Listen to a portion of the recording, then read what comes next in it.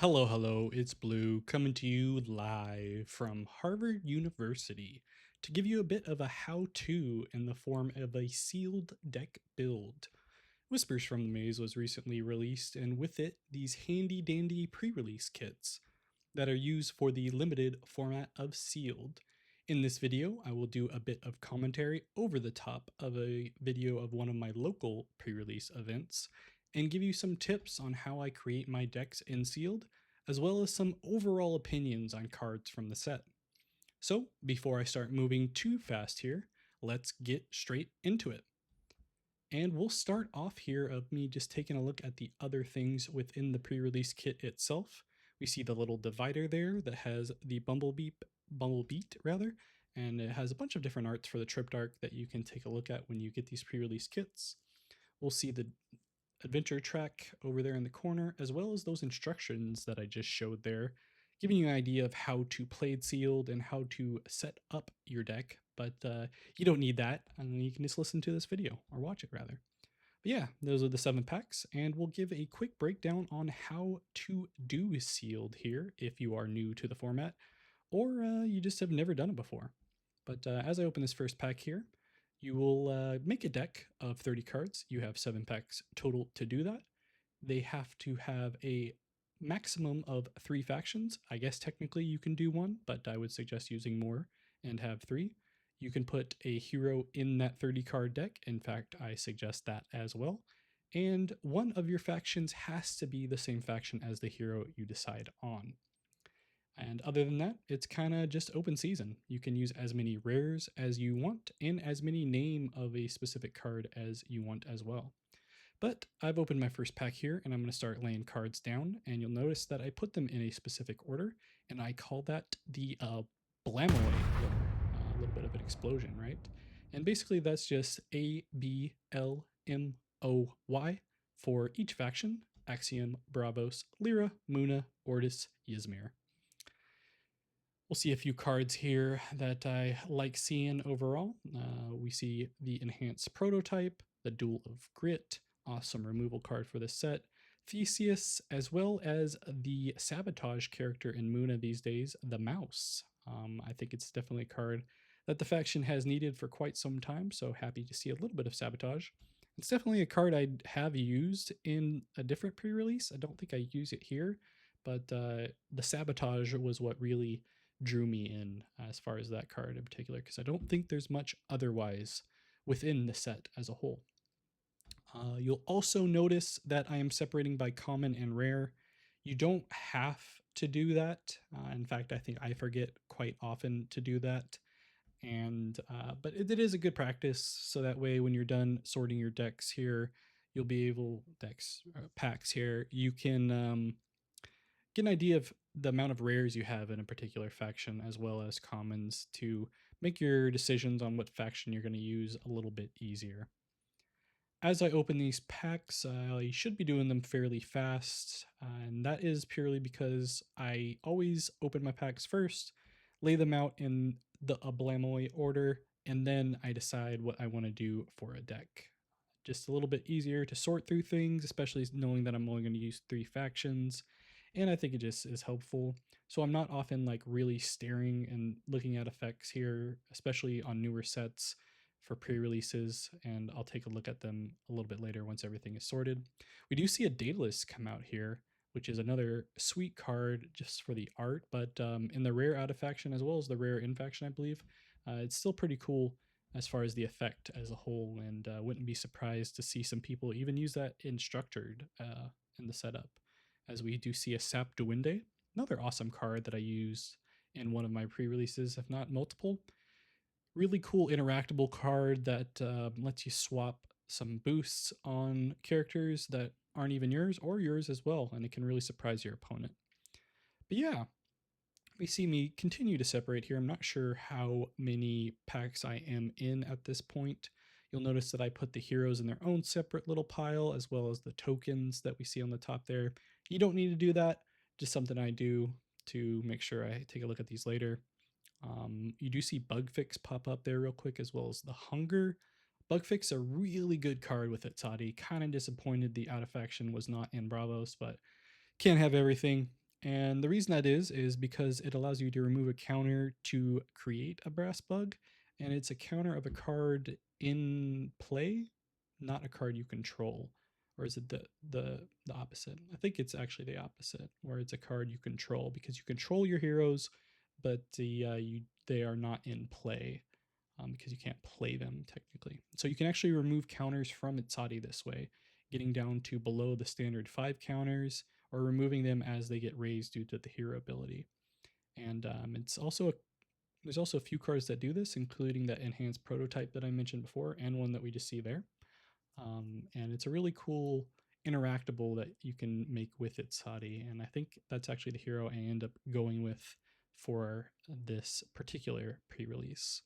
We also see the Hunger, like I mentioned, awesome card for this set. I can see it being used highly in Bravos, just a complete board wipe, and it's 8 cost, so it's a little bit expensive, but I think it's worth it. We also see a Korgan Informant in the common.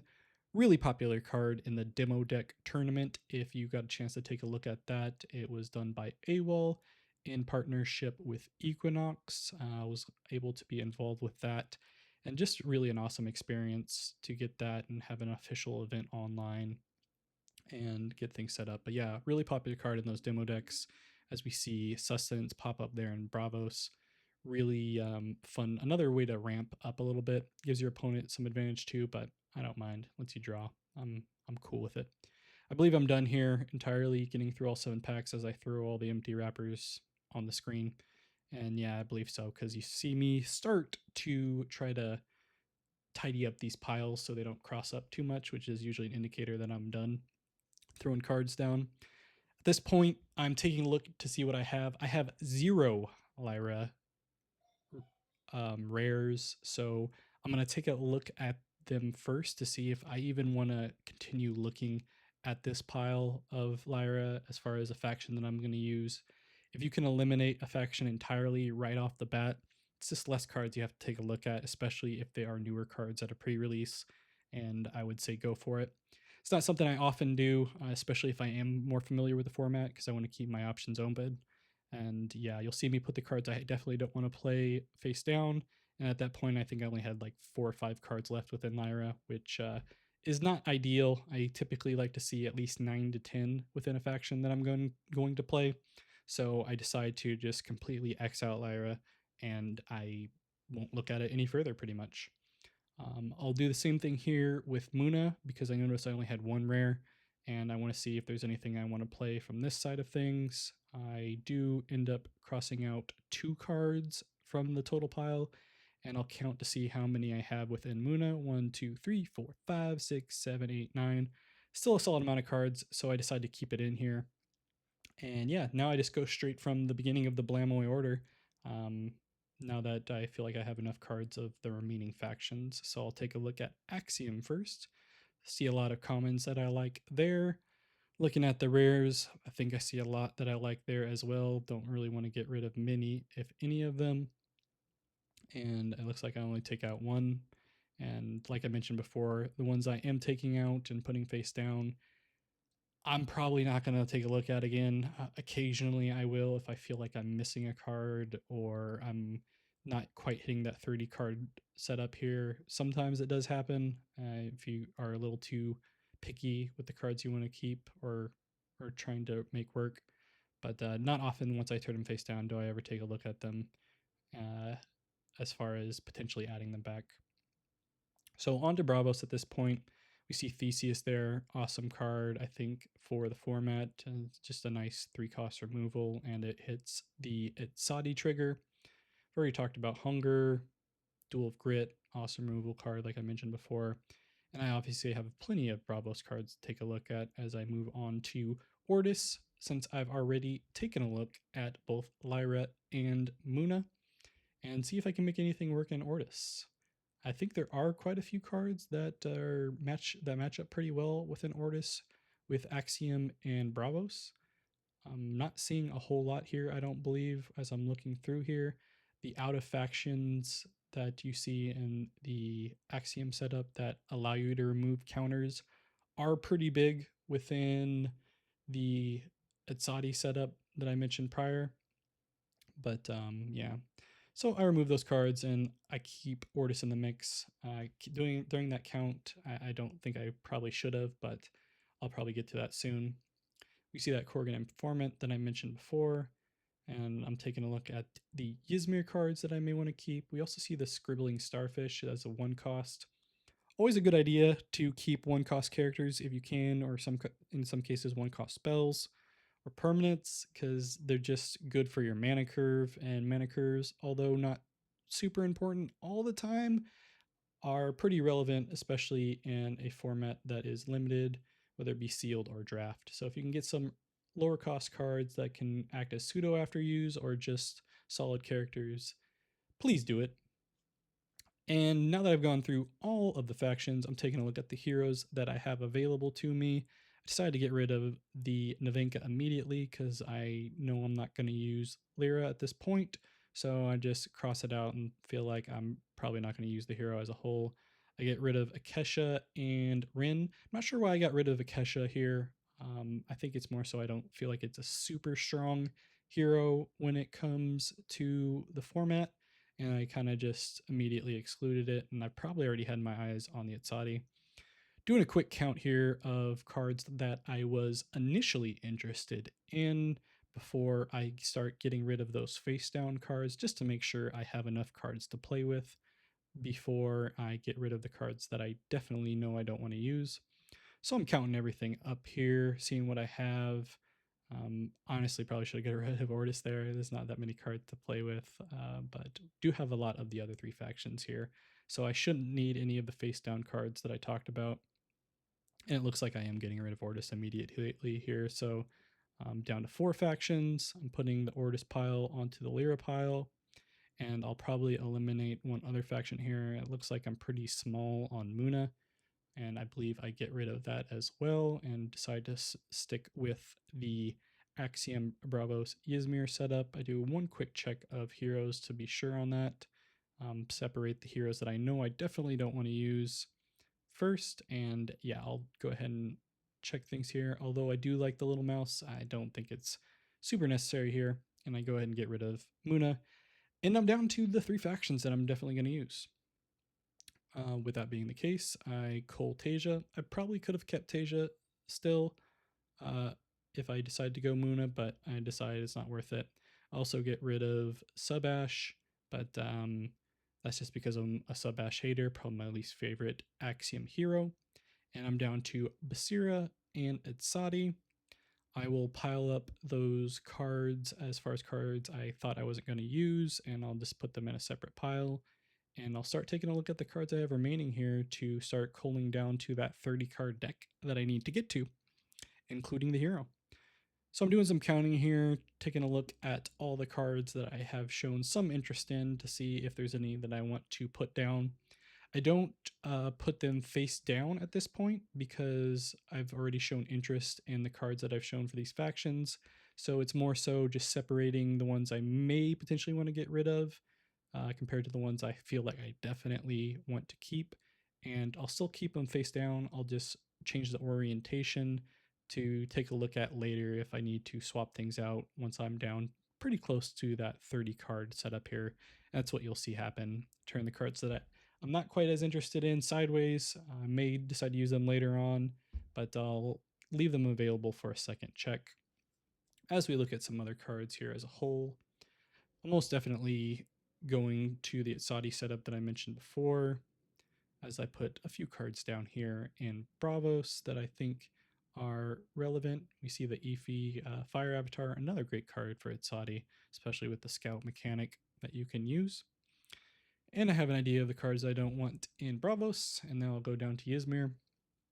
After I'm done doing Ysmir, I'll do a quick count of cards that I have left, of the ones that I definitely want to use, and decide if I need to remove some more or if I don't, and also do a double check of the remaining cards as I definitively decide on the Itsati for this pre-release. I get the other heroes, pile them up, put them on the pile of things I'm not going to use, and put Itsati in the little hero setup. Hope you like the custom blue playmat.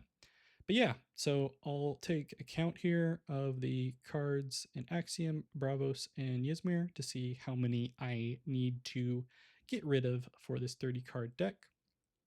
I am not counting along here, so if you want to at home, you definitely can. But I imagine I'm maybe 2-3 cards off at this point. Or maybe I'm on point. I don't know. But yeah, it's important, like I mentioned before, that you keep in mind your mana curve a little bit, the amount of characters you're using, as well as the amount of spells you're using. They do give a little bit of a hint on those directions that I mentioned before in the pre-release kit. And I don't think they're bad hints at all. If you're brand new to the game, you could follow those pretty well and come up with a solid deck, I believe. And then obviously, as you move forward, you'll get a little bit more familiar with things and you can have a little bit of variation. But yeah, doing some counting here. And now that I'm done counting, I believe I'm going to take a quick double check of the cards that I thought I didn't want to use and I wanted to get rid of, just to make sure if there's anything that I want to take a look at. And I think I realize here that maybe I should include that Daedalus. Pretty good card for any format, realistically. So I'm putting the rest face down. Now those are dead to me, but these cards that I'm double checking that I leave face up, I'm definitely going to want to keep. Don't see anything Ysmir that I want to do that with here. So I'll check Axiom one last time here. I believe I am down to 30 cards at this point. I'm just going to have to figure out a way to include these ones that I'm double checking that I might want to take a look at. And it looks like I wanted to take a look at the sap extractor for 1 cost and the sap overflow rather. And those aren't bad cards. Sap overflow is a removal for 4 cost, and the sap is it extractor or something. The 1 cost permanent can have some upside. I think in this scenario, I was mainly using it as basically a pseudo after you, and if I get some upside out of it, since it's a permanent, awesome. So now I'm going through the cards I have in my deck at the moment to see which I want to remove to add those 3 cards potentially. I don't think I need the sap overflow at this point because I feel like I have a lot of removal with the Duel of Grit, the Theseuses, and I believe I have some other removals already in the cards I have set up. I decided to get rid of one of the Theseuses. I think I already had one in there. I don't think I need to, but it might not have been bad to have both. We also have the Evanescence for removal that lets you do the 2 from hand and then potentially more from reserve after you add counters. So I remove the Theseus to add the Daedalus. Not a bad choice here. And I'll keep on going through Ysmir to see if there's anything else I want to remove from there. Believe I get rid of the Metamorphosis in trade for a card. Yeah, I'm taking that out and I'm swapping that for a sap overflow. So I'm kind of doing one removal for another here, prioritizing the more cost for the sap overflow. I still don't think I need the sap overflow or the metamorphosis at this point, but we'll see. And I'm doing a quick count here. I think I kind of just forgot about the sap extractor and wanting to include that. Hopefully I remember that at some point and include it, because I think I could probably just get rid of that sap overflow and put the extractor in instead. I think it's more beneficial for my curve more than I need more removal, but who knows? At this point, I've double checked my count and it should be good at 30 cards, including the hero. I'm taking all the face down cards that are dead to me, even though I'm turning it over and taking a look at. I'm putting them in a specific order just in case at this point I want to make changes to my deck in between games. It doesn't happen often, but I like to prioritize the cards I definitively have separated before, and I may want to swap in at some point and keep them on top of my pile of cards here that I opened in these packs. More often than not, though, I only swap out maybe 1 card in between games if I feel like something wasn't working the way I wanted it to after the first game or second game, and do that. And yeah, at this point, I am just going to start sleeving everything, or I would start sleeving everything. I think I just sleeved the hero in the scenario, but I'll sleeve everything else afterwards. Okay, I think I'm actually realizing that I don't want to keep the sap overflow. Yeah, good job, Blue. Yeah, get rid of it. Get rid of it. And yeah, I'm checking that list there, and I'm gonna realize to myself, hey, I thought I wanted to include this 1-cost sap extractor, and I'm just gonna swap them, right? Yeah, there you go. There you go, Blue. Good job. So yeah, I think I made the right decision there. Maybe not, who knows? But in this scenario, I think I did, and I believe I did quite well in this pre-release. I don't know if I went undefeated. If I did, I may have lost one. No, I think I went undefeated for this one. So I think it turned out well. Saudi decks, I think, are pretty popular for this format, especially with the support it has in and out of faction. But other than that, I'm just going to lay out all the cards here in faction vertically and then have characters, spells, and permanents. I should order them here as well, so that way you can see the names of the cards and get a general idea of what everything is set up for. Limited room, so I'm going to do some adjustments as we move forward here, but recap of everything. Like I mentioned, this is just how I do things. You can also follow the instructions that come in the pre-release kit. I think I actually fall within the parameters. I'll have to double check here. Looks like I have 2, 4, 6 spells. 6 spells, 2 permanents, and the rest are characters. So I think that is actually within the parameters of the setup here. Make sure you have a solid curve, whether that's through your characters, your spells, your permanents. You want to have some lower cost, even if you're running an Itzadi deck with some typically higher cost cards. And obviously, these aren't set in fast rules. You can have some variation. If you're running a Faunus, you can probably use more spells, but you'll still need your characters. You're going to want to include some removal regardless, just so that way you can deal with cards that can be annoying, especially if your opponent got a good unique. And you're also just going to want to include a solid staple of characters that line up with that mana curve I mentioned before. But yeah, other than that, I am showing all the names. I'm not going to show each individual card on the screen. I will show them as I talk about them, hopefully in post, and you can enjoy that. I got 2 debug fixes for Itzade. That's pretty sweet. I think I got a few enhanced prototypes as well. But yeah, that's it here. And as I'm done here, this was in fact a fun little deck that I made. I think Itzadi has a pretty good promise here in this format for this set, so suggest you try it out yourself if you get the correct cards. If not, keep playing. I'll be looking forward to playing draft for this set as well. But that'll wrap things up. And as we get some final ordering here for everything, oh, I did include the mess. Solid card for 2 cost. I don't know if I think I almost cut it, but I also had a Bravos one that I cut. But yeah, you forgot to tell them to like, comment, full deck list subscribe. For my Itzadi pre-release setup here, and I will see you in play on the next day.